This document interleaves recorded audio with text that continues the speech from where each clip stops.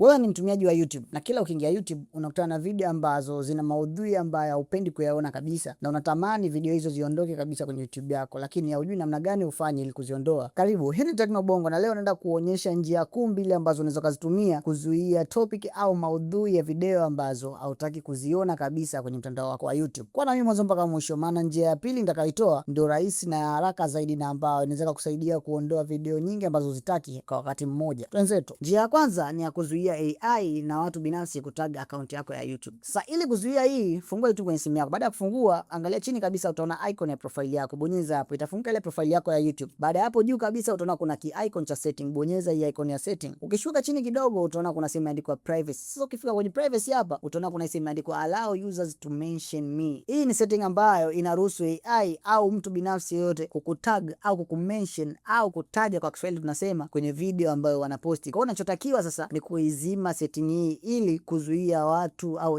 AI zisikutage kwenye video zao. Njia ya pili ni ya kuzuia topic yenyewe au maudhui yale moja kwa moja kutoka kwenye video yenyewe uliyoiona. Unafanyaje hii? Ukiingia YouTube kuna video nyingi zitafunguka. Sasa kwenye ile video au topic ambayo hutaki kuiona kabisa, pembeni hapa kwa chini utaona kuna vialama ya vidoti vitatu. Ukibonyeza vidoti vitatu utaona option nyingi, lakini kwa chini hapo ukishuka kuna option ya not interested. Kama ukibonyeza not interested, YouTube moja kwa moja itazuia mada au topic ambazo zinaendana au zinafanana kabisa moja kwa moja na hiyo iliyoko kwenye video hiyo. Kwa kufanya hivyo utakuwa umezuia video ambazo uzipendi kuonekana kwenye YouTube. Lakini kama upendi kuona maudhui kutoka kwenye channel fulani, hata kama hujasubscribe lakini yanakuwa yanakuja, unachokifanya unabonyeza hapa chini palipoandikwa do not recommend channel. Kwa hiyo ukibonyeza hapa do not recommend channel, YouTube moja kwa moja hiyo channel wataiondoa kwenye list ya video ambazo zinakuwa zinakuja au zinakuwa zinaonekana kwenye homepage yako pale unapokuwa unafungua YouTube. Hivyo ndio unavyoweza kufanya kuzuia maudhui au topic za video ambazo hutaki kuziona kabisa kwenye YouTube. Kama ni mtumiaji wa YouTube kama mimi, basi drop comment yako hapo chini tujuane familia ya team YouTube. Na kama video hii imekusaidia, usiache kusubscribe kwenye channel yetu ili pale tunapoachia video ya kufundisha kusute kwa njia nyepesi ya Kiswahili unaipata right on time. Mimi ni Technobongo, tukutane video ijayo. Bye bye.